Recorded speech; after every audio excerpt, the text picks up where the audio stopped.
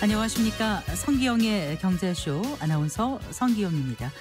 최근 급여와 수당 그리고 퇴직금 등을 계산할 때 기준이 되는 통상임금 관련 지침이 11년 만에 개정이 됐습니다. 지난해 12월에 대법원이 이 통상임금의 범위를 확대하는 판결을 내린 데 따른 후속 조치인데요. 직장인들이라면 가장 궁금한 내용 중 하나겠죠. 바뀐 통상임금 기준에 따라서 월급이 얼마나 오를 수 있는지 또 앞으로 무엇이 어떻게 달라지는지 구체적으로 살펴보도록 하겠습니다. 정부가 지방 건설 경기를 지원하기 위해서 미분양 주택을 매입하기로 했습니다. 어제 정부가 발표한 지역 건설 경기 보완 방안에 따르면 한국토지주택공사 LH가 지방의 악성 미분양 아파트 3천 가구를 매입해서 전세 주택으로 활용하겠다고 밝혔는데요. 정부 대책이 지방 부동산 시장에 활력을 불어넣을지 전망해 보겠습니다. 이 시간 유튜브로도 함께합니다.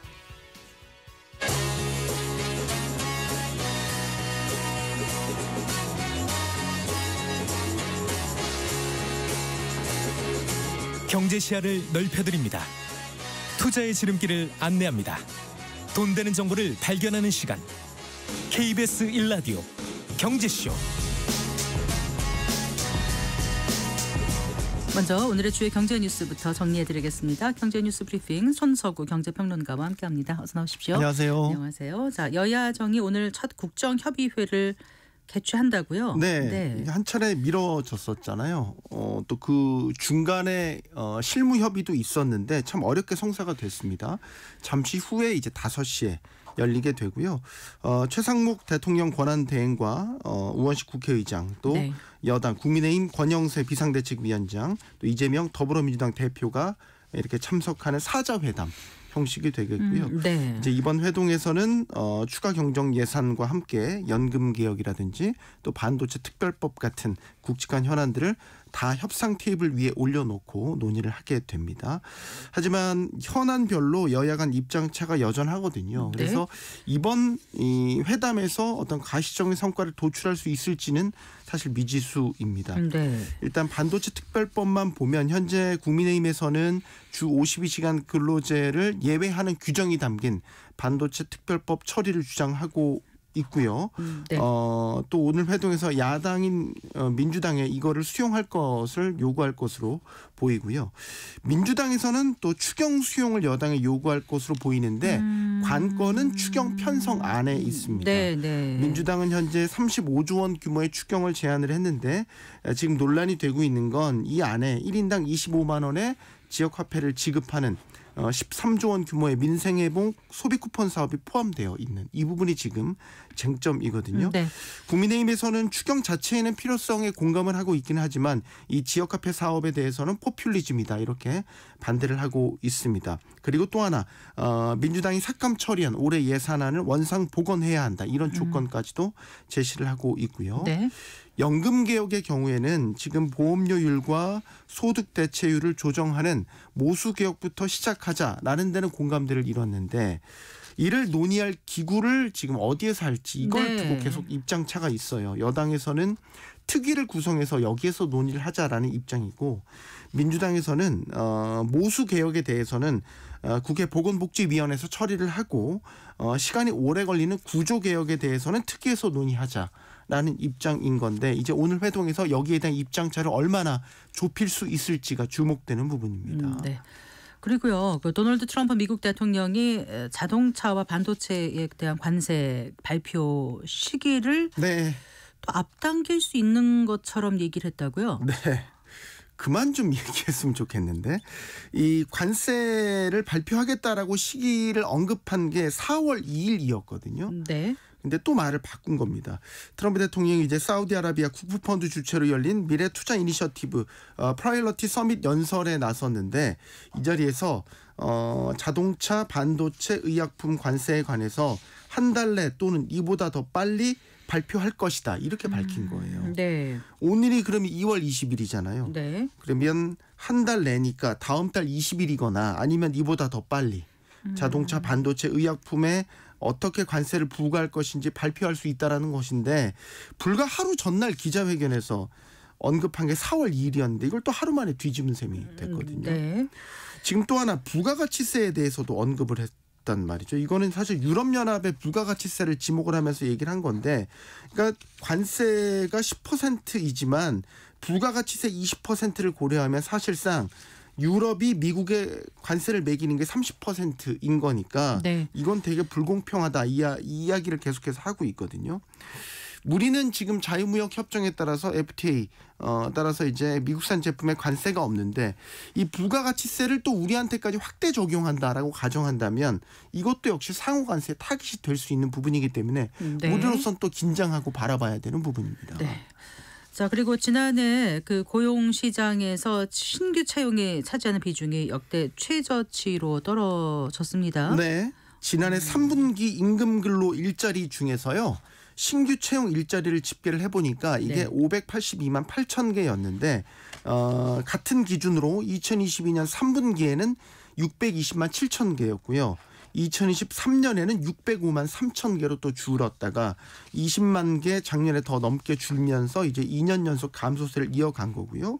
이걸 전체 일자리에서 이제 신규 채용이 차지하는 비중으로 따져보면 작년 3분기에 이 비중이 28%까지 떨어진 거고 이 네. 비중이 2018년 관련 통계 작성 이래 가장 낮은 비율이라는 겁니다.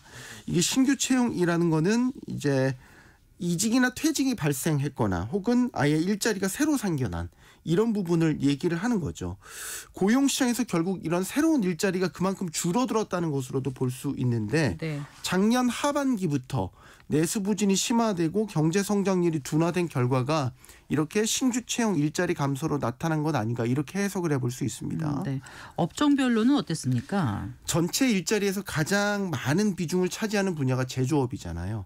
제조업 분야에서 이 신규 채용 일자리 비중이 19.9%로 내려왔습니다. 네. 그러니까 제조업 신규 채용이 20% 미만으로 떨어진 게 이번이 처음입니다. 지금 불황에 빠져 있는 건설업이라든지 또 소비 관련성이 높은 도소매업, 음식점업 이런 데서도 다 신규 채용 비중의 하락세가 이어졌습니다. 연령별로 봐도 채용 비중, 신규 채용 비중은 모든 연령대에서 3분기 기준입니다. 역대 최저치를 기록했습니다. 네. 정부가 인공지능 국가대표 정예팀을 선발한다고요? 네, 흥미롭죠? 이게 국가 AI위원회가 발표한 AI 산업진흥 방안에 담긴 내용인데요. AI 국가대표 정예팀을 선발해서 이 정예팀에는 데이터라든지 이런 GPU 같은 연구 자원을 집중적으로 지원을 하겠다. 그래서 가칭 월드 베스트 LLM 프로젝트를 네. 추진한다라는 네. 겁니다. 이달 초 그 AI 기업 간담회가 정부 주최로 열렸었는데 여기에서 이제 기업들을 통해서 나온 목소리를 반영한 결과입니다. 당시 간담회에서 기업들이 요구한 게 미국의 오픈 AI나 중국의 딥시크급으로 국가 AI 기술을 끌어올릴 수 있는 가시적인 추격조를 만들면 좋겠다라는 의견을 제시를 한 거고요. 네. 이런 의견들을 정부가 받아들여서 이번에 프로젝트 추진을 결정하게 된 것입니다. 어떤 식으로 하냐? 5기업 정도가 참여하는 컨소시엄 형태로 정예팀을 구성할 계획이고요. 이들 참여 기업에게는 파격적인 대우를 해주겠다라는 게 정부의 구상입니다. 또 하나 이 AI 분야에 좀 도전적인 문제를 해결하는 글로벌 AI 챌린지도 열 계획을 내놨습니다. 네. 이게 화제가 좀 될 만한 게 그 비유를 들었는데 흑백 요리사 아시죠? 네. 흑백 요리사 이게 이제 요리 분야의 챌린지 프로그램이었잖아요. 대단히 화제를 끌어모았는데 이런 흑백 요리사 같은 프로그램을 벤치마킹해서 이 AI 챌린지도 토너먼트 형태로 진행을 하고 이걸 또 방송과 연계를 해서 국민적인 관심도 끌어모으겠다 이런 계획을 내놨습니다. 네. 뭐 인공지능 연구 지원 계획도 나왔죠. 네. 인공지능 연구 개발에 가장 필요하다라고 입을 모으는 게 이 엔비디아 GPU 칩이다 이런 얘기 많이 하잖아요. 이 고성능 GPU 칩 내년 상반기까지 18,000장 규모의 고성능 GPU를 확보할 계획을 발표했습니다. 또한 조세특례 제한법에 이 AI를 국가 전략기술로 지정하도록 법을 개정을 해서 이 첨단 AI와 관련된 연구 개발에 대해서는 35에서 50% 또 AI 인프라 투자에 대해서는 15%에서 최대 35% 정도의 세제 지원을 강화할 방침을 밝혔습니다. 네. 또 인공지능 연구 개발에 필요한 게 데이터. 있지 않습니까? 이 그동안 자율주행 분야에만 허용됐던 이 영상 데이터 이걸 비정형 원본 데이터라고 이야기를 하는데 이런 비정형 데이터를 활용할 수 있도록 AI 연구에 필요한 기관에는 개인정보 활용 특례를 마련하겠다. 네. 이런 방침을 내놨고요. 공익적인 목적으로 AI 개발을 하는 데 있어서는 또 개인정보를 활용할 수 있도록 하는 법적 처리 근거를 확대하겠다. 이런 계획도 내놨습니다. 네, 잘 들었습니다. 고맙습니다. 감사합니다. 경제뉴스 브리핑 손서구 경제평론가와 함께했습니다.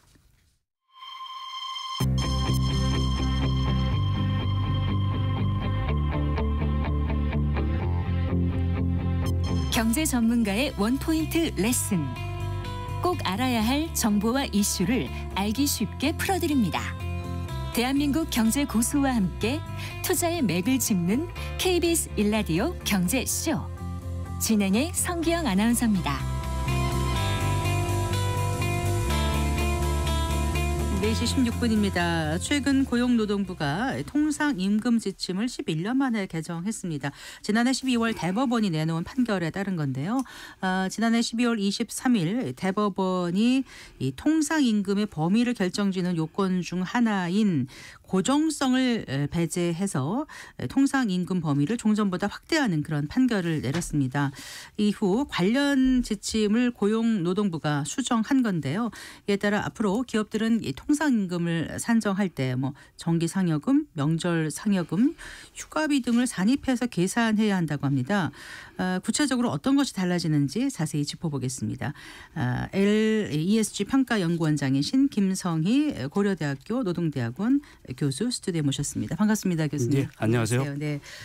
일단 그 통상임금에 대한 개념을 이제 이렇게 이슈가 되니까 알지 보통의 경우는 그냥 급여에서 통상임금이 뭔가 이렇게 모르시는 분들도 계실 것 같아서 개념 정리를 좀 부탁드릴게요. 네, 통상임금은 이제 총임금 중에서 기본급하고 고정적인 통상적 수당에 해당하는 것을 합해서 시간의 수당 할증률이나 휴일 수당 할증률 이런 데 지급 기준이 됩니다. 그래서 그 통상임금은 대체로 뭐 소정근로의 대가다 이렇게 표현하는데요. 뭐 소정근로라는 게 한 달에 며칠 일하기로 했냐, 하루에 몇 시간 일하기로 했냐, 그만큼의 대가로 지급받는 임금을 합한 거고요. 정기적으로 일률적으로 지급되는 경우에는 통상적 임금 항목으로 봐서 기본급 플러스 통상적 수당해서 통상임금입니다. 네, 그러니까 이 통상임금이라는 게 이제 근로기준법 시행령 6조에 들어가 있다고 하더라고요. 그래서 원래는 지금 말씀하신 그 소정 근로 또는 총 근로에 대해서 지급하기로 정한 시간급, 1급, 주급, 월급 등을 또는 도급 금액이다. 이제 이렇게 하는데 그런데 이제 2013년 12월인가요? 그 대법원에서 그 이제 전원 합의체 판결을 통해서 통상 임금에 대한 해석을 그때 제시하지 않았습니까? 그래서 이때 정리된 개념 지표가 정기적, 일률적 그리고 고정적으로 지급되는 임금을 통상 임금이다. 이렇게 얘기를 해서 법령상에는 사실상 그 정기적 일률적인데 이 고정성을 포함해서 법원의 해석이 있었지 않습니까? 그래서 그 이후에 이게 이제 좀 복잡했던 것 같은데요. 지난해 대법원에서 이 고정성을 배제해서 통상임금 범위를 확대하는 판결을 내린 거지 않습니까? 그러니까 이제 2013년에 나왔던 거하고 지난해 나왔던 거 2024년이니까 11년 만에 대법원에서 바뀐 거잖아요. 왜 바뀌게 되는지 좀 말씀을 해 주세요. 그 우리나라 임금체계 복잡해진 게 너무 복잡해요. 고도 성장기 막 물가가 치솟고 저 기업의 이익도 치솟는데 임금 억제 정책으로 낮추라고 했거든요. 정부가 5% 이하로 물가가 20% 가까이 뛰는데 어떻게 임금을 5%밖에 못 올리겠습니까? 안 올릴 수는 없잖아요. 그러다 보니까 편법으로 상여금 만들고 수당 만들고 이렇게 편법으로 인상해서 복잡해져 있었죠. 가장 핵심적인 게 상여금입니다. 대부분 많이 받는 사람은 600%, 700% 고정적인 상여금을 받지 않습니까? 그것도 통상임금에 포함시키지 않았었습니다. 그런데 2013년에 이제 판결을 세 가지 요건을 가지고 그래도 고정적으로 들어가는 상여금은 통상임금에 포함시키는 게 맞다. 그런데 이제 운명이 갈라진 게 같은 그룹사죠. 기아차는 네. 거기에 고정성 요건이라는 게 사전에 정해진다는 건데 고정성 쉽게 설명하면 그 지급 당시에 재직했는지 여부라는 문구가 들어가 있고 네. 또는 뭐 다른 수당을 지급할 때도 15일 이상 근무한 사람에게만 지급하는지 여부 요게 들어가 있는 경우가 고정성에 해당하냐 안 하느냐의 그러니까 요건이 조건부 됩니다. 정기 상여금 같은 게 고정성이냐 아니냐 이 말씀이신 그렇죠. 거예요? 그런데 네. 그 문구 하나입니다. 그런데 이제 기아차는 그 문구가 없었고 현대차는 문구가 있어서 그래서 운명이 갈리는 거죠. 그러니까 잔업 특근 많이 하는데 그게 네. 시간의 수당 할증료라고 관계돼 있지 않습니까? 네. 굉장히 큰 부분을 차지하는데 기아차는 받고 현대차는 못 받는 게 문구 하나 때문에 차이가 나는 것. 이게 합리적이냐. 네. 그래서 지금 이제 작년 말에 그 고정성 요건은 빼는 게 맞다, 합리적이다 이렇게 보고 네. 그렇게 정상화시킨 거다 이렇게 볼 수 있겠죠. 문구 하나 차이로 운명이 갈리는 일은 그건 해프닝이라고 볼 수 있겠죠. 그렇게 해서 판결이 나왔는데 그게 이제 단순히 기아차 현대차만이 아니라 다른 사업장에도 다 이제 지금 영향을 미치게 된 거잖아요. 네. 일단 노동계는 좀 환영하는 분위기고 경영계는 좀 아무래도 좀 인건비 부담이 늘어나지 않을까 지금 우려하는 그런 분위기인 것 같습니다. 하나하나 좀 자세히 좀 살펴봤으면 좋겠습니다. 그 통상임금 관련 노사 지도 지침을 이제 지난해 대법원 판례 이후에 고용노동부에서 개정해서 발표했지 않습니까? 구체적으로 좀 살펴봐 주세요. 그 통상임금에 해당되는 고정성 요건을 빼고 나면 상여금은 뭐 재직했는지 여부 출근 일수가 며칠인지 여부 그 조건하고 상관없이 상여금은 뭐 2달에 한 번 지급하든 한 달에 한 번씩 지급하든 정기적 일률적으로 지급하는 항목이기 때문에 그 통상임금에 포함된다. 그래서 하여튼 조건부라는 게 꼬리표가 빠진 것이죠. 그래서 문구 하나 차이 때문에 운명이 갈리는 일은 없어졌다 이렇게 볼 수 있고요. 그래서 근데 이제 뭐 연말 성과급 이런 거 있죠. 인센티브 실적과 연관되거나 성과에 연동되는 것은 여전히 통상임금에 포함되지 않습니다. 과거나 현재나 정기적 일률성에 해당하지 않기 때문에 그래서 그거는 여전히 통상임금에 포함되지 않는다라는 점이고요. 그럼 이제 복지 포인트나 이런 게 정기성 일률성이냐 여부는 여전히 논란인데 현재로는 노동부 유권 해석은 아닌 걸로 판단을 하고 있는 것 같고요. 출근 일수 여부와 상관없이 지급하는 고정적인 식대, 교통비 이런 거는 이제 통상임금에 포함해야 되고 그걸 실적 뭐 무슨 현물 쓴 것에 대해서 지급하는 것은 또 포함되지 않는 이런 차이점은 그게 아직까지. 무슨 말씀이세요? 쓴 것에 대해서 자기가 이제 실제로 쓴 사람에게 뭘 쓴 사람이요? 그 식대를 쓴 사람, 교통비를 쓴 사람, 그 사람에게만 지급하게 되면 그거는 이제 또 통상임금에 빠질 가능성이 된다. 그렇죠. 고정성은 빠졌지만 정기성, 일률성의 요건을 가지고 있는 것. 가장 중요한 건 상여금이죠. 상여금은 다 포함된다라는 것을 그리고 연말 성과급 이런 것은 포함되지 않는다. 이 차이가 이제 가장 중요한 차이라고 볼 수 있습니다. 가장 중요한 차이가 지금 그거라고 말씀하셨고요. 그러면 뭐 명절 귀향비라든가 뭐 휴가비 이런 건 어떤 거예요?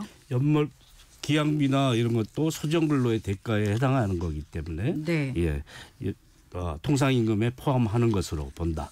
그 지급 요건을 조건부로 달았든 아니든 상관없이 통상임금에 포함되는 그렇게 고정성 요건을 뺀 것이 이제 그런 의미를 가지는 거죠. 그러니까 통상임금이라는 게 아까 말씀하신 대로 법정 어떤 수당을 산정하는 데 있어서 기준이 되는 어떤 도구로서의 중요한 개념이지 않습니까? 그러면은 통상임금이 어떻게 결정되느냐에 따라서 연정 근로수당이라든가 야간 근로수당이라든가 휴일 근로수당이라든가 이런 데 영향을 미치는 거라는 거잖아요. 그럼 어느 정도가 지금 이렇게 통상 그 임금을 좀 확대해서 적용을 하게 되면 더 근로자들이 받을 수 있을지 아니면 경영계가 더 지급을 해야 될지 그게 산출된 게 좀 나온 게 있습니까? 어떤가요? 뭐 예를 들어서 설명하면요. 기본급이 250만 원이고 상여금이 50만 원인데 한 군데는 재직 여부라는 것이 표현돼 있고 한 군데는 포함돼 있지 않으면 네. 예전에는 재직 여부 포함돼 있는 곳에서는 그거 기준 그거를 지급하는 날 기준 재직했느냐 안 했느냐. 예, 그 문구가 들어 있으면 현대자동차 같은 경우죠. 네. 그런 경우에는 이제 통상임금에 포함되지 않습니다. 50만 원이. 네. 그리고 뭐 식대가 그 출근 일수 15일 넘는 사람에게만 지급한다. 이렇게 표현되어 있는 곳은 20만 원이다 그러면 그것도 통상임금에 빠지게 됩니다. 네. 근데 총임금은 같지만 네. 요 70만 원이 50만 원, 20만 원, 70만 원이 어떤 데는 통상임금에 포함되고 어떤 데는 포함되지 않으면 어떤 결과가 빚어지느냐. 우리나라 장시간 노동 많이 하지 않습니까? 시간의 노동을 월 100시간 한다고 치면 네. 이게 이제 70만 원을 시급으로 환산하면 네. 할증률만 환산하면 1,800원 정도 됩니다. 할증률이라는 게 어떤 거죠? 할증률 50% 할증을 붙이잖아요. 시간의 수당에. 네. 그러니까 시간의 수당에 대해서 그걸 억제하기 위해서 100%의 시급이 아니라 150% 시급을 적용하죠. 네. 그래서 50%만 감안하면 휴일 수당은 네. 뭐 200%이기도 한 데도 있는데 복잡하니까 50%만 적용해 보면 예. 시급이 1,800원 정도인데 100시간 일한다 그러면 한 달에 18만 원 정도 차이 나는 거죠. 네. 18만 원에 통상임금의 상여금과 식대가 포함되어 있는 곳은 할증률이 높아지는 거고요. 할증된 시간의 수당이 높아지는 거고 네. 포함되지 않은 곳은 그것이 이제 통상임금이 포함되어 있는 곳보다 포함되지 않는 곳이 낮아지는 거죠. 문구 하나 때문에 없어진 것이니까 이것이 다 없어졌으니까 정상화된 거니까 네. 문구와 상관없이 예전에 못 받던 네. 할증률을 받는다. 18만 원이고 뭐 1년이면 한 200만 원 정도 되죠. 뭐 네. 이 가정 하에서 그렇습니다. 기본급이 250이고 뭐 시간의 노동을 한 달에 100시간 한다고 쳤을 때 네. 이게 통상임금이 바뀜으로써 네. 통상임금이 높아지면 그 네. 효과가 이제 그렇게 예전에 그만큼 똑같은 조건인데 비해서 못 받았던 거죠. 그만큼 한 1년에 200만 원 정도 덜 받았던 것을 예. 되찾게 된다. 이렇게 되는 거죠. 그럼 이렇게 통상임금 지침이 이제 개정이 되면 제가 아까 여쭤봤던 게 뭐냐면 어느 정도 기업들한테 부담이 될까요? 그거는 아직 총량 어느 정도인지 나온 게 전혀 없나요? 이미 이제 소송으로 네. 뭐 이 최종 대법원 조법원 합의체 판결이 나오기 전에 소송으로 이런 게 이제 해결된 데가 많이 있는데요. 네. 거기에 이제 굉장히 한 10년, 20년치 뭐 몇만 명의 직원을 고용하고 있으면 그 숫자만큼 다 그렇게 할증률을 더 추가로 지급했어야 되니까 꽤 큰 금액이죠. 그게 앞으로 발생하는 게 아니라 이전 것도 해주는 이전에도 거예요? 했었고요. 그런데 이제 대법원이 판결 12월 19일 날 판결하면서 네. 12월 18일까지 있었던 것은 소급 적용 안 한다 그랬죠. 19일 했으니까 23일이 아니고 네. 제가 잘못 알았나 보죠. 12월 19일 판결이고요. 네. 그래서 문구에 명시돼 있습니다. 네. 12월 18일 이전에 네. 통상임금 적용은 하지 않는다. 과거에 네. 고정성 요건 가지고 통상임금에서 뺐던 것. 네. 이제 고정성이 없어져서 통상임금이 늘어나야 되지 않습니까? 그걸 적용하지 않는다. 시간의 수당에 미지급금을 돌려달라는 소송을 할 수 없다라는데 단 조건은 있습니다. 이미 소송이 들어가 있는 것은 네. 유효하다. 소송이 들어가 있는 것은 12월 18일 이전에 소송이 들어가 있는 통상임금. 하지만 소송이 들어가 있지 않은 것은 12월 18일 이전 것은 적용이 안 되고 12월 19일 이후부터는 적용이 된다. 예, 12월 19일부터는 적용되는데 예. 그건 이제 경영의 부담분을 낮추기 위한 방법인데 법리적으로는 좀 애매하죠. 왜냐하면 입법부는 네. 사실 소급 적용을 하지 않는 게 맞는데 네. 사법부도 그래야 되는 거는 네. 좀 논란의 여지가 있긴 합니다. 그래서 이런 건 현실을 또 감안한 이렇게 유예 기간을 두고 하지 않나요? 그런 거는요? 뭐 유예 기간이나 이제 판단을 내리면 그 과거에 다 적용해야 되는 거죠. 네. 새로운 판단이 내려지면 네. 뭐 그 여부에 대해서도 논란의 여지는 있는데 네. 현실적인 여건을 감안한 판단이 아니냐 경영의 부담에 대한 그렇군요. 하소연을 네. 뭐 받아들인 그런 내용이 아니겠습니까? 일단 막연하게 근로자 입장에서는 뭐 좀 나아지는 거 아닌가 이런 기대를 할 것 같아요. 특히 아까 말씀하신 대로 추가 근로를 많이 하시는 그런 사업장 같은 경우는 더 그럴 테고 이제 제대로 내가 대접을 받는구나 일한 대가를 받는구나 이렇게 생각해서 기쁠 수 있을 텐데 그러면 나중에 퇴직금도 더 많이 받는 거야? 이런 생각도 할 수 있지 않습니까? 예. 어떨까요? 퇴직금은 이제 평균 임금이라고 비통상 수당까지 다 합한 총 임금을 기준으로 산정이 돼요. 잠깐만, 비통상 임금 말고 비통상 수당까지 합했다. 통상 수당, 그죠? 통상 임금 플러스 네. 통상 수당. 네. 예, 통상 수당이 아닌 네. 통상 임금에 포함되지 않는 수당 항목들까지 합한 합해서? 것이 총 임금이 이제 평균 임금인데요. 네. 퇴직금 평균 임금 기준으로 산정되기 때문에 네. 통상 임금 이거 판결하고 뭐 무관하다. 변동이 없다. 변하지 않는다. 아니죠. 통상 임금에다 비통상 수당을 합한 총 임금이 평균 임금을 기준으로 퇴직금인데 네. 여기 통상 임금이 좀 확대되면 이게 더 올라갈 수 있는 요인이 생기는 거 아닌가요? 그러니까 직전 3개월인데요. 네. 그 판단에 따라 이제 조금 늘어날 수는 있는데, 네. 그거 이제 개념적으로는 사실 평균 임금과는 무관한 것인데, 네. 통상임금 총량이 늘어났기 때문에 영향을 줄 수는 있죠. 하지만 아주 크게 막 예. 기대할 만한 건 아니라는 그렇죠. 말씀이신가요, 교수님? 네. 자, 뭐, 그러면 또 하실 말씀 있으셨나요? 그만큼 정도는 늘어날 수 있는데, 네. 그러니까 통상임금이 늘어나는 직접적인 효과의 반영물이기 때문에 네. 그렇게 뭐 평균임금 퇴직금이 바로 늘어난다라고 판단하는 것보다 그러니까 논리적으로는 아니다라고 생각하는 게 맞지 않냐 해서 봅니다. 네. 그러면 이 통상임금 지침이라는 게 혹시 정규직에만 해당이 되는 건가요? 아니면 뭐 기간제 일자리라든가 뭐 계약직이라든가 이런 쪽에도 네. 뭐 해당이 되는 건가요? 임금 어떻습니까? 지급 형태가 월급이든 주급이든 일당제든 다 적용이 되고요. 네. 포괄 역산제라고 해서 이제 고정 OT를 포함한 그런 근로 형태도 많이 있지 않습니까? 네. 노동 시간을 정할 수 없다고 해서 그런 경우에도 고정 OT 수당이 포함된 부분이 OT 수당은 또 뭐예요? 시간의 노동수당, 네. 고정 시간의 노동수당을 정해서 네. 한 번에 총 임금을 정하잖아요. 시급으로 안 하고 그런데도 이제 적용될 수 있습니다. 고정 시간의 수당 자체가 통상 임금에 포함되니까 그게 적용되면 할증이 적용돼야 되는 부분이 늘어나는 거죠. 그런데 이제 그래서 비정규직에도 적용될 수 있는데 문제는 5인 미만 사업장입니다. 해당이 안 5인 돼요? 미만 사업장은 시간의 수당 할증률이 적용되지 않거든요. 원래 안 되니까. 그래서 이제 통상임금이 늘어났다고 해서 시간의 수당 총 수당분이 늘어나지는 않는다. 그럼 이번에 11년 만에 이렇게 이제 달라졌지 않습니까? 통상임금 지침이 이걸 어떻게 우리가 받아들이면 될까요? 사회적으로? 사실은 이게 외국 우리의 굴곡된 노동의 역사 속에서 만들어진 복잡한 임금 체계였거든요. 네. 이걸 정상화하는데 참 오랜 세월이 걸렸다. 80년대부터 시작된 지금까지 흘러온 과정인데 그것이 이제 2013년 판결하고 했지만 사소한 문제로 운명이 엇갈리는 이런 것은 이제 합리화시키는 게 맞다라고 생각이 들고요. 문구 하나 차이로 누구는 받고 누구는 못 받는다. 이런 거는 없어질 필요는 있다라고 생각하는데 이에 따라 이제 한 번에 많은 그 금액이 몰립니다. 많은 대규모 고용을 한 데서 장시간 노동을 우리는 워낙 활용을 많이 했기 때문에 그에 따른 증가분이 발생할 수 있는데 그거는 뭐 이미 기업이 그만큼 뭐 절약했던 부분을 되돌리는 거다라고 할 수 있는데 그래 한꺼번에 몰렸을 때 그걸 순차적으로 할 수 있는 방법이나 이런 것이 있느냐 이런 거에 대한 뭐 노사 합의나 이런 건 기업이 작년 필요하겠죠. 재작년 같은 게 법인세를 많이 못 낼 정도로 좀 많이 힘들었지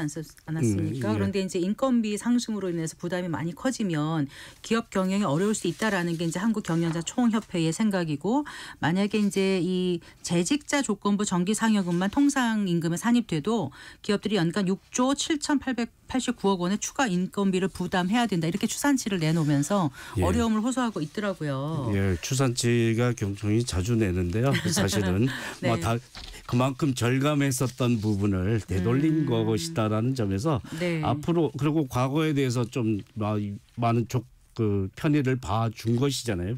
대법원이. 그렇다면 앞으로는 정상적으로 제대로 지급하는 것이 맞다. 이렇게 근로자가 없으면 기업이 성장할 수 없는 거잖아요. 대승적으로 사용자 단체도 임하는 게 필요하다 생각합니다. 그런데 통상임금 산정할 때 기업이 일방적으로 이렇게 한다 할 수 없지 않습니까? 노사 협의를 해야 되는 거 아닌가요? 예, 그렇죠.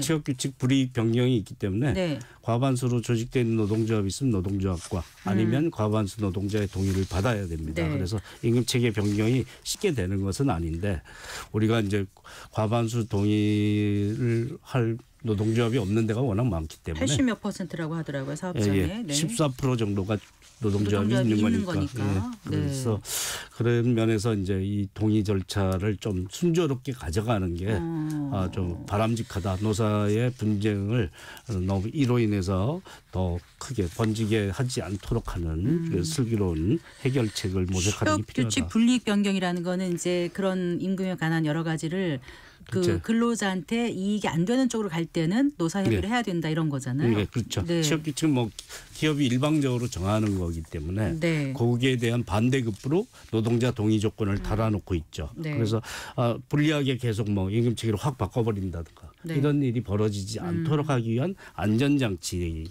때문에 그 안전장치는 잘 이행하는 게 필요하죠. 어쨌거나 이제 기업들 입장에서는 이제 부담이 되니까 이제 뭔가 꼼수를 부릴 수 있다. 이를테면 뭐 수당이나 항목을 다른 식으로 조정을 해서 또 피해가려고 할 수 있다고 하는데 어떤 게 가능하다고 보세요? 그러니까 실적급은 지금 통상임금에 포함되지 않기 때문에 다 실적과 그러니까 이제 고정성이 없어졌으니까 재직 여부나 출근 일수 이거 가지고 통상임금에서 누락시킬 수 있는 방법은 없어졌고요. 그러니까 실적과 연계돼 있다라고 했을 때는 다 통상임금에서 빠지기 때문에 성과급으로 바꾸는 모든 항목들을 그렇게 할 여유인이 그러니까 높다. 뭐 아까 말씀하신 복지 포인트라든가 복지 포인트도 성과급, 뭐 경력금, 뭐 인센티브, 뭐 경영성과 분배금 뭐 이런 거 다 통상임금에 포함 안 되니까 항목을 이런 쪽으로 바꿔서 기업의 부담을 줄이는 쪽으로 가려고 할 텐데 이것도 불이익 변경, 취업규칙 불이익 변경 거기에서 해당되는 건가요? 예, 해당되는 사안이긴 그러니까 그 경영자 측 마음대로 할 수 있는 거는 또 아니겠네요. 아니긴 한데 이제 그게 잘 작동하느냐 여부는 좀 노조가 크거나 몸집이 크거나 그런 몰라도 몇 안 되는 데서 그 사업주의 눈치를 보는 그런 근로자 입장에서는 막 이렇게 막 주장하기 좀 어려울 수 있는 그런 과반수 부분이 동의를 요식행위로 받는 경우가 발생할 수 있어서 그래요. 어쨌거나 이 새 통상임금 지침이 잘 자리 잡을 수 있도록 정부도 여러 가지 방안을 좀 마련해야 될 것 같고 한데 어떤 것들이 필요하다고 보시는지 끝으로 제언 좀 부탁드리겠습니다. 뭐 이거에 대한 명확한 지침을 가지고 여전히 아직도 좀 헷갈리는 대목이 존재하잖아요. 그런 것에 대해서 명료하게 복지 포인트 뭐 포함되지 않는 통상임금의 항목이 무엇인지 포함된 것이 무엇인지 포함됐을 때 이행 조치를 뭘 해야 되는지에 대한 그런 지침을 잘 내리고 그것이 노사가 슬기롭게 해결해 나갈 수 있도록 잘 그럼 제도가 잘 정비돼 있을 때 가이드라인이 잘 제시될 때 그런 불필요한 그 논란은 줄어들 수 있다라고 생각하고 그 역할을 잘 해야 된다고 봅니다. LESG 평가연구원장이신 김성희 고려대학교 노동전문대학원 교수와 말씀 나눠봤습니다. 감사합니다. 예, 고맙습니다.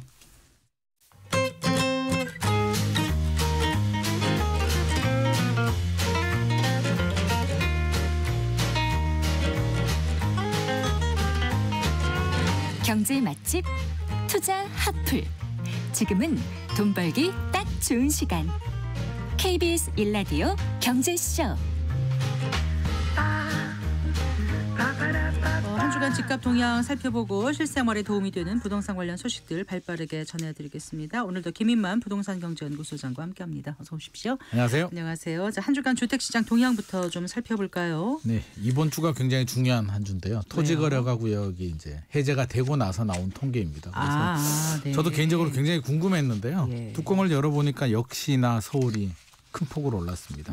지난주가 0.02% 주간 상승률이 이렇게 나왔는데요. 이번 주는 0.06%, 0.04%포인트나 상승폭이 확대가 됐습니다. 그래서 얼른 또 찾아봤죠. 서초구, 강남, 송파구가 얼마나 올랐을까 보니까요. 서초구는 0.11%에서 0.18%, 0.07%포인트 상승폭이 확대가 됐고요. 강남은 0.08에서 0.27%로 급등했습니다. 송파구는 0.14에서 0.36%, 우리가 통상적으로 0.1%가 넘어가게 되면 과열 조짐이 있다라고 얘기를 하는데 0.36% 정도면 아직까지는 뭐 괜찮다 하는데 이전보다 상승률이 거의 3배로 늘어났다는 게 지금 그렇죠. 좀 그리고 0.36%면 굉장히 이제 과열로 진입이 된 거죠. 그래서 거예요. 굉장히 뜨겁습니다. 반대로 도봉구는 마이너스 0.04%고요. 용산은 또 0.02%입니다. 네. 통상적으로 부동산 시장이 이제 좋아져서 움직이면 용산이나 강남이나 좀 비슷한 흐름을 보이는데요. 용산은 0.0인데 강남은 이렇게 불장이 되는 이유는 결국에는 토지거래가 구역이 투자 심리에 해제가 투자 심리에 좀 큰 영향을 준 것 같고요. 지방은 마이너스 0.03%니까 강남 3구를 제외하고는 큰 차이는 없는데 강남 3구가 어떻게 보면 전체 물을 좀 흐리고 있는 것 같습니다. 네. 지방은 그러면 여전히 하락세인 건가요? 지방은 마이너스 0.03%고요. 네. 좀 더 알아보면 뭐 인천도 다 마이너스입니다. 인천도 마이너스고 경기도도 마이너스인데 서울이 전체 평균을 좀 끌어올리고 있기 때문에 서울 중에서도 이제 강남이 수도권 평균도 끌어올리고 있고요. 수도권도 마이너스 0.03에서 마이너스 0.01로 0.02%포인트 하락폭이 축소가 됐는데 이게 이제 결국에는 서울의 강남의 상승이 수도권의 그 하락폭 축소를 일으키고 있습니다. 근데 경기도 같은 경우는 과천이라든가 이런 쪽은 좀 올랐다고 과천은 들었어요. 괜찮은데 평택이 또 마이너스 0.23%. 네. 지역별로 양극화 온도 차이가 극명하게 나눠지고 있습니다. 그것도 역시 강남에 가까운 과천이 더 오르는 건가요? 아니면 다른 호재가 있는 건가요? 과천 같은 경우는 전통적으로 이제 준 강남권으로 인정을 받는 거고요. 네. 강남의 영향이 있습니다. 있고 성남시도 분위기 괜찮은데 평택시 같은 경우는 워낙 입주 물량이 많기 때문에 미분양도 평택시는 4천 가구나 되거든요. 네. 그래서 평택시 입주 물량이 많은 광명시가 약세를 보여주고 있습니다. 네. 자, 그 민생경제 점검 회의에서 어제 그 건설 경기 살리기 대책을 발표하지 않았습니까? 주요 내용을 좀 살펴봤으면 합니다. 크게 좀 살펴볼까요? 크게 이제 세 가지로 좀 나눌 수가 있습니다. 침체된 지방 건설 경기를 살리기 위해서 세 가지 안이 나왔는데 하나는 지역 경제를 좀 살려야 되잖아요. 그래서 지역 경제를 살리기 위해서 경기도 안산, 대전, 부산에 철도 지하화를 하겠다. 한마디로 대형 공사 프로젝트를 좀 해서 돈을 좀 풀겠다라는 의미고요. 국가산업단지 같은 경우는 그린벨트 총량에서 해제하겠다. 이런 돈 좀 풀겠다는 내용이 들어가 있고 두 번째는 이제 유동성 지원인데요. 우리 SOC 사업 있잖아요. 이것도 하반기에 집행할 걸 상반기로 당겨서 조기 집행하겠다. 한마디로 건설회사들 먹고 살기 힘드니까 일거리 좀 주겠다라는 의미고요. 우리가 이제 많이 관심을 가지는 게 지방 미분양 대책이잖아요. 그 지방 미분양 대책을 좀 살펴보게 되면 LH가 중공업 미분양 3,000호 정도를 사겠다라는 내용이 가장 중요한 헤드라인으로 들어가 있고요. 그다음에 매입형 등록 임대. 그러니까 아파트는 지금 금지가 되고 있고 비아파트만 허용이 되고 있는데 사서 이제 등록 임대 사업을 하게 되면 10년이 지나면 이제 세제 혜택을 받을 수가 있는데 지방에 있는 중공업 미분양 아파트도 허용을 해주겠다라는 내용이고요. 세 번째는 이제 구조조정 리츠라고 하죠. CR 리츠 상반기 출시를 지원해주겠다라는 게 미분양 대책의 주요 골자입니다. 거기에 플러스 알파에서 이제 건설회사들이 요구하는 부분 책임 준공제 좀 개선해주겠다. 책임 준공제가 뭐냐면은요. 우리 이제 건설 사업을 하게 되면 시행사, 시공사가 있잖아요. 시행사라고 한다면 이제 땅을 사서 사업을 하는 주체인데 우리나라에서 시행사 규모가 좀 열악합니다. 그래서 PF 대출해주는 금융권이 불안하잖아요. 결국에는 연대 보증을 세우는데 믿을 만한 곳은 시공사, 건설회사들이 규모가 크다 보니까 야 니들이 보증 좀 해. 보증 안 하면 PF 대출 잘 안 해줄 거야라고 해서 시공사가 보증을 해주게 되는데 이게 부실 사업장이 되면 시공사가 공사 기간 동안 완전히 공사도 책임지고 마무리를 해야 되고요. PF 대출도 모두 다 인수를 해야 되는 굉장히 좀 무겁고 어려운 숙제이기 때문에 건설회사들은 우리가 원해서 한 것도 아니고 PF 보정했다가 지금 건설회사들이 어려우니까 좀 개선해달라는 건데 정부가 해주겠다. 구체적인 안은 나중에 발표하겠다라는 내용입니다. 몇 채를 사가지고 한다고요? 3,000호입니다. 3,000호를 LH가 그 준공업 미분양 아파트를 매입을 한다는 거잖아요. 그런데 이걸로 과연 해결이 될 수 있을지 그리고 LH가 부채가 많은 걸로 알고 있는데 3,000호 매입을 할 수 있을까? 이 그렇죠. 문제도 좀 고민일 것 같습니다.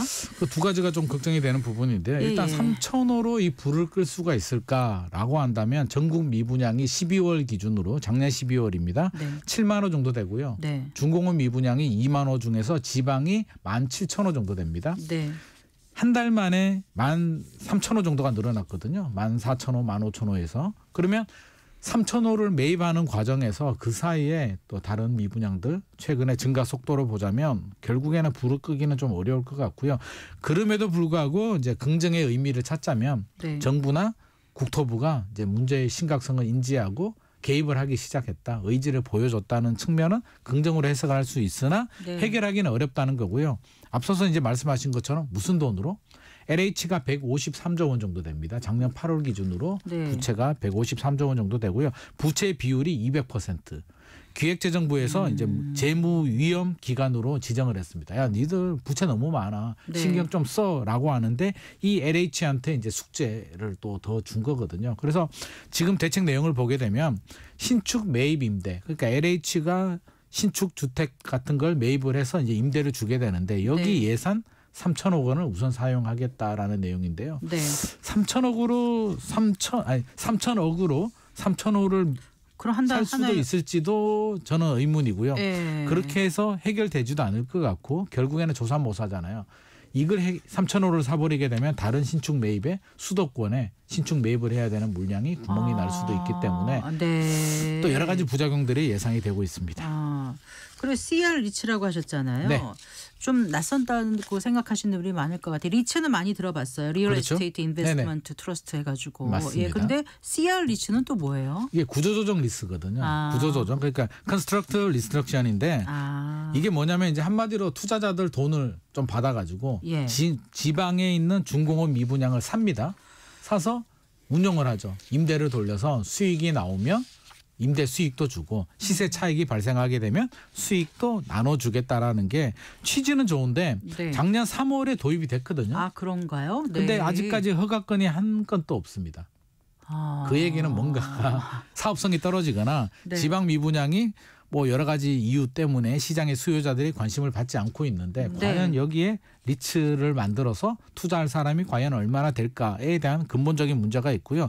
정부가 이제 좀 지원을 해주겠다라고 하는데 구체적인 지원 대책은 나오지 않았습니다. 그래서 지켜봐야 되겠으나 사실 우리 청취자들도 CR 리츠 잘 모르잖아요. 그리고 이게 강남의 무슨 리츠라면 강남 아파트라면 내가 돈은 없지만 리츠 한번 해볼까? 좀 수익이 기대가 되는데 이렇게 그렇죠. 할 텐데. 근데 지방에 그것도 준공업 미분양에 대해서 구조조정 리츠에 내 돈을 내가 투자를 하겠다. 그런 분들 많지 않을 것 같습니다. 그래서 실질적으로는 큰 효과를 보기는 어려울 것 같습니다. 뭐 크게 세 가지 말씀해 주셨는데 지금 막 방금 전에 말씀한 CR 리츠는 뭐 작년 3월 이후에 하나도 없대니까 이거는 크게 기대하기가 좀 어려울 것 같고 아까 LH 것도 좀 의문표가 생기고요. 자. 뭔가 좀 아쉽다는 생각이 전문가로서 드실 것 같습니다. 그 건설 경기를 살리기에는 좀 어떻게 역부족이라고 판단하시는 건가요? 저는 그렇게 생각하고 있고요. 아마 대다수의 전문가들과 국민들도 모두 다 그렇게 생각을 할 겁니다. 한마디로 이 정도로 지방 미분양이 감소할 수 있을까라고 생각한다면 LH가 3만 호를 사주는 것도 아니고요. 3,000호 가지고 역부족인데 제가 예를 하나 들면 이제 두 발이 얼었습니다. 두 발이라고 한다면 이제 공급자, 건설사 시장과 지방의 수요자 시장이 모두 다 얼어붙어 있는데요. 은발을 녹이려면 물을 많이 받아서 뜨거운 물에 발을 좀 푹 오랫동안 담궈둬야 되는데 지금 대책 내용을 보게 되면 수요자에 대한 대책은 빠졌고요. 공급자에 대해서도 은발에 오줌 누기 정도. 한 발에만 오줌을 누는데 이 정도 가지고는 은발을 녹이기는 좀 역부족일 것 같습니다. 그러면 시장의 수요자들이 원하는 대책이 뭐냐면 최근에 이제 여러 가지 얘기들이 많이 나왔는데요. 건설업계도 요구를 많이 했습니다. 지방의 미분양에 대해서는 DSR 좀 풀어달라. 올 7월에 이제 스트레스 DSR 3단계가 시행이 되는데 풀어주든지 면제를 해주든지 뭔가 우리 국민들이 체감할 수 있는 이런 대책을 좀 해달라는 내용이었는데 이번에 속 빠져버렸고요. 또 하나는 이제 세제 혜택. 뭐 살 때 취득세라든지 뭐 5년간 양도세 면제 혹시라도 이런 거 나오지 않을까라는 기대를 양도세 특례 했는데. 이런 게 있으면은 좀 과거에도 그런 걸 이용해서 좀 미분양 해소를 했죠. 그런데 이번 대책 내용을 보게 되면 그런 부분이 빠졌는데 이유를 굳이 찾자면 국토교통부는 저는 최선을 다한 것 같습니다. 국토교통부가 꺼낼 수 있는 카드는 지금 다 동원을 했는데 네. 세제 혜택이나 DSR을 해결하려면 금융위원회라든지 기획재정부의 협조 지원이 필요한데 네. 아마 협조를 받기는 어려웠던 것 같습니다. DSR 기조, 가계부채 기조가 흔들릴 수도 있는 거고요. 이걸 풀어준다고 해서 미분양 문제가 해결되는 것도 아닌데 오히려 다른 쪽에만 또 과열 분위기가 혹시 그렇죠. 또 만들어지지 문제가 않을까. 생길 수도 있기 네. 때문에 네. 반대를 한 것 같고요. 세수 감면도 기획재정부 입장에서는 세수도 감소하는데 지금 이 정도는 아니다라는 판단을 한 것 같습니다. 그래서 네. 결국에는 시장에서 원하는 대책들은 안 나왔기 때문에 우리 시장은 그렇잖아요. 미분양이 발생하는 이유가 안 올라가고 투자 가치가 낮고 경기도 안 좋고 금리도 낮지 않기 때문에 안 하는 건데 지금 나오는 대책만으로 하기는 좀 역부족일 것 같습니다. 네. 그리고 아까 그 토지거래 허가구역 해제 후에 그 집값 분위기 이번 주가 중요하다고 하면서 말씀을 잠깐 해주셨잖아요. 네. 그쪽 지역 분위기를 좀 살펴보셨습니까? 어떻습니까? 네, 살펴봤는데요. 네. 앞서서 이제 통계에서도 이미 이제 송파구가 0.32%까지 이제 껑충 올라갔는데. 네. 이게 호가만 올라가게 되면 사실 호가 올라가다가 거래를 안 하게 되면 집주인들 또 한 달, 두 달 지나다가 다시 또 내릴 수도 있는데 그렇죠. 네. 지금 거래가 되고 있습니다. 그래서 이게 문제인데 앞서서 지난 시간에도 제가 잠실에 리센츠 엘스 아파트들 말씀드렸는데요. 전용 84 33평 아파트가 32억에도 이제 거래가 됐다고 합니다. 구체적으로 네. 동하고 층까지 나왔는데 이게 32억에 거래가 되면 이제 주변에 영향을 주는 게 잠실보다 상급지 뭐 반포라든지 대치동 같은 경우는 잠실이 33억이면 32억이면 우리는 더 올라가야 되는 거 아니야라는 심리가 작동이 되고 있고요. 반대로 강동구 같은 경우는 우리도 따라가야지라는 심리가 지금 작동이 되면서 매물을 회수하고 있다고 합니다. 그래서 부작용이 생각보다는 더 커지고 그런데 있고요. 단기간에는 그렇게 오르겠지만 네. 좀 지나고 나면 이게 어느 이상 오르면 불안해서 내가 그걸 잡는 게 상투 잡는다는 생각이 들고 네. 내가 실거주 목적이라든가 이렇게 이제 사면은 좋겠는데 이게 토지거래 허가가 풀려서 구역이 풀렸다는 거는 이제 갭 투자라든가 이게 가능하다고 생각하는 거 아닙니까? 그럼 들어가 그렇습니다. 살지 않으면서 세를 주면서 샀단 말이에요. 그런데 그 다음에 팔 때 누군가 받아줄 사람이 있어야 이거를 사는 게 의미가 있지 않습니까? 그래서 맞습니다. 임계점이라는 게 한계치기라는 게 있을 것 같아요. 그래서 계속 오르겠습니까? 사실은 지금 또 한계점을 넘었죠. 저는 뭐 32억이 단기간에 네. 1년 전에 22억, 24억 하는 아파트가 저는 한계점을 넘었음에도 불구하고 이게 불안 심리가 자극이 되면서 어떤 불안이요? 토지거래가 구역이 사실 별거 아니거든요. 전세 끼고 살 수 있다는 게 뭐 그렇게 대단하다고. 근데 시장에서 집주인들은 어떤 반응이냐면 잘 모르겠고 그냥 뭐 투기 과열지구나 조정 대상 지역 같은 규제가 풀렸다라고 인지를 하고 있고요. 네. 그동안 반포가 토지거래가 구역이 아니었거든요. 네. 반포가 50억, 60억 거래가 되다 보니 네. 반사작용으로 우리도 억눌려 있다가 이제 풀렸다라는 심리인데 앞서서 말씀하신 것처럼 저는 임계점 넘었다고 봅니다. 그래서 냉정을 좀 찾아야 될 것 같고요. 너무 불안해하지 않을 필요는 있을 것 같습니다. 전세 끼고 사둔다 이런 개념에 그것도 이제 어느 정도가 돼야죠.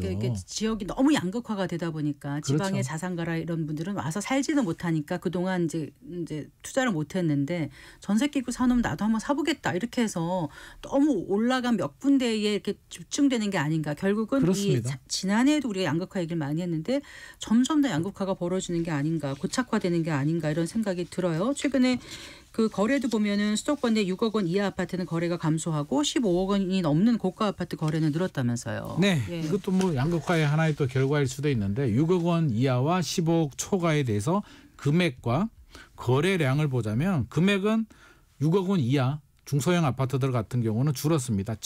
2022년과 지금을 비교해 보게 되면 네. 78.5%에서 56.3%로 거래량이 금액이 줄어들었고요. 15억 초과는 2.5%에서 7.5%로 아직도 6억 이하가 많기는 합니다만 금액대가 많기는 합니다만 추이 흐름을 보자면 좀 다르고요. 거래량도 마찬가지입니다. 6억 원 이하는 43.6%에서 20.4%로 거래량이 줄어들었고요. 네. 15억 초과는 13.7%에서 23.8%로 늘어났습니다. 결국에는 똘똘한 한 채, 똘똘한 이 흐름 자체가 지금 계속 반영이 되고 있는 것 같습니다. 네. 알겠습니다. 잘 들었습니다. 고맙습니다. 감사합니다. 네, 김인만 부동산경제연구소장과 함께했습니다. 마칠 시간이네요. 성기영의 경제쇼 오늘 순서 여기까지입니다. 아나운서 성기영이었습니다. 고맙습니다.